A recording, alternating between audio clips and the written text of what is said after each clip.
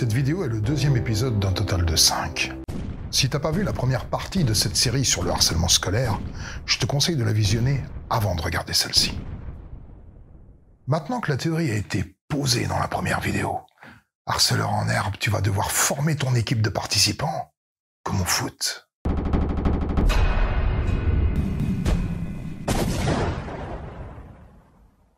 Le harcelé, c'est même pas le dernier joueur choisi pour former l'équipe. Non, c'est la balle dans laquelle on va te taper. Ta bande se composera de quelques élèves influents qui vont te suivre et t'aider à crever ta victime ballon. Les autres élèves deviendront des supporters ou des spectateurs passifs qui se sentiront poussés à choisir le camp de la victime ou des harceleurs. Victime, harceleur. Victime, harceleur. Se mettre aux côtés du punching ball, c'est prendre le risque d'être contaminé et de devenir soi-même une victime. Donner le bâton pour se faire battre. Faut être complètement maso, se prendre pour un héros, ou avoir une âme de sauveur pour vouloir protéger le mouton noir, là, le lépreux. Je te connais pas, hein, mais peut-être que t'es actuellement le témoin passif d'un harcèlement et ça te met mal à l'aise. Ton éthique personnelle te dicte d'intervenir, mais tu crains les problèmes. Ce conflit interne s'appelle dissonance cognitive.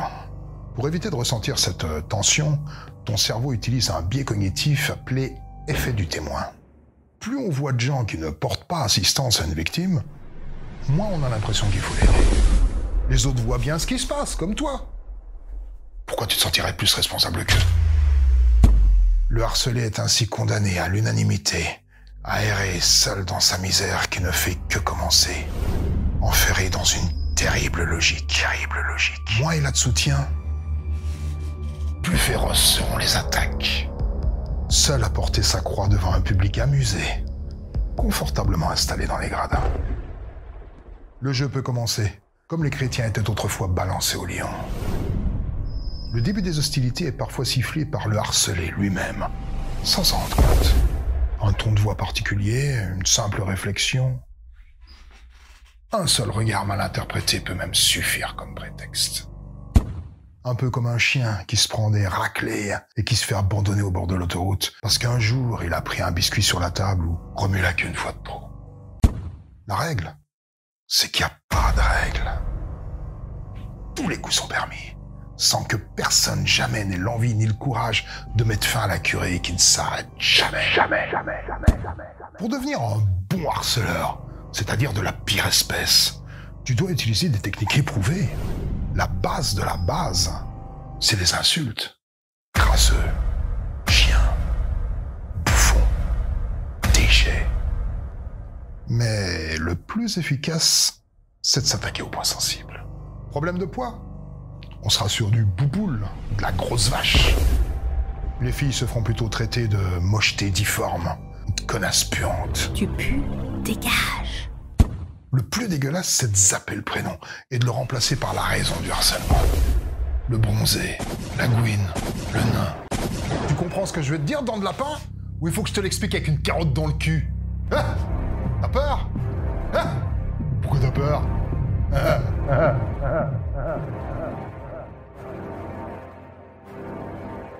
N'hésite pas à agrémenter ton comportement avec des grimaces ou des gestes obscènes. Ça se marie très bien avec les attaques verbales. Et ça oblige ta victime à être attentive. Pour faire encore plus mal, tu peux enrichir ton vocabulaire avec certains mots. Putain de sale gros fils de pute de bâtard. Ça sonne quand même bien mieux que juste bâtard, non ? Attention, parce que ta victime peut enfiler une sorte d'armure mentale à gros mots. Pour passer à travers et lui bastonner le cœur quand même, utilise des expressions assassines. Personne veut de toi ici. Pourquoi t'existes ? Ça existe, les gens plus moches que toi ? Tu fais vraiment pitié.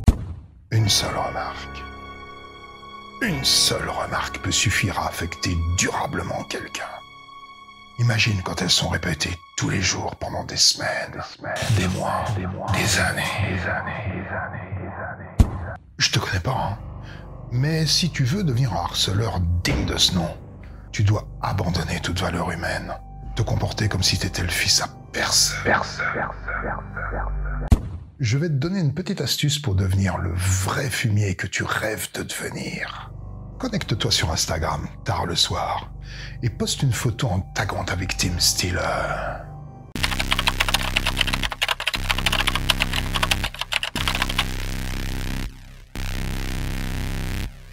Il n'y a plus qu'à attendre que les autres élèves likent le post. Imagine la gueule de Lucas qui check ses messages juste avant de dormir. Ne t'inquiète pas, il va pas faire des cauchemars, parce qu'il va pas dormir. Non, le cauchemar, ce sera le lendemain, en arrivant à l'école. Le soleil ne se lève jamais dans les matins du harcelé. Il demeure dans le ciel orageux de la peur des hostilités.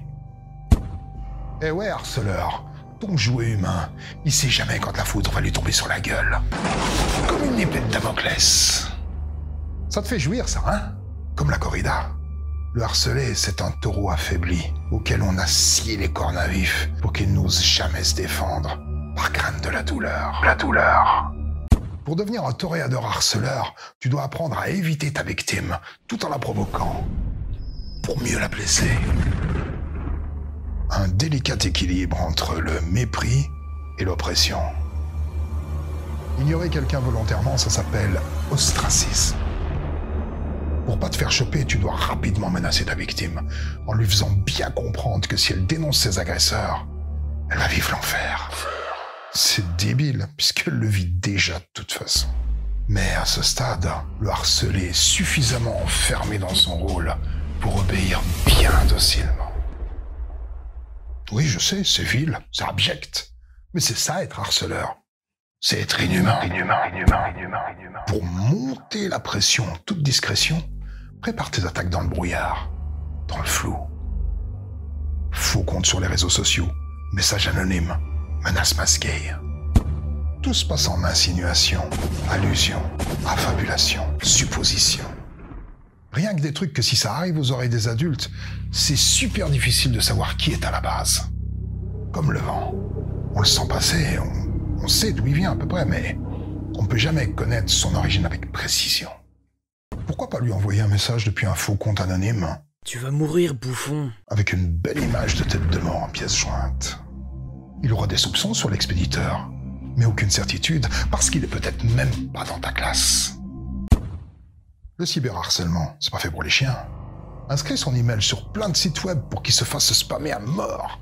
Essaie de pirater ses comptes, ou commander des trucs à son nom. Tout le monde se planque.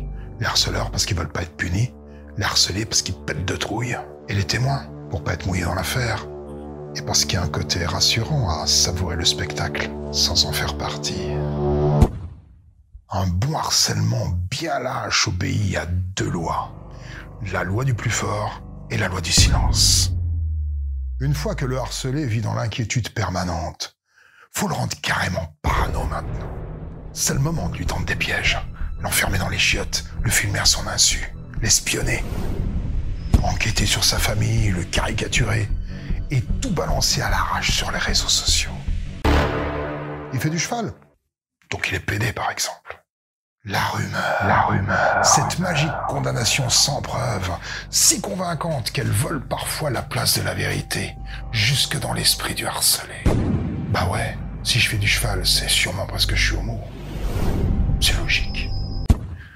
Maintenant, pour que ça devienne vraiment kiffant, il faut physiquement passer à l'attaque.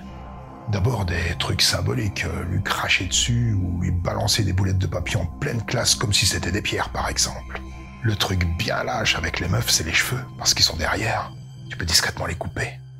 Ou lui balancer un chewing-gum pour qu'elle soit obligée de se découper elle-même. Une fille m'a raconté qu'on lui a carrément foutu le feu à ses cheveux. C'est rigolo de cramer les gens comme au Moyen-Âge, non? C'est dommage qu'ils n'ont pas filmé. Ça aurait fait le buzz sur TikTok. Publier une saloperie de vidéos de ce style, hein.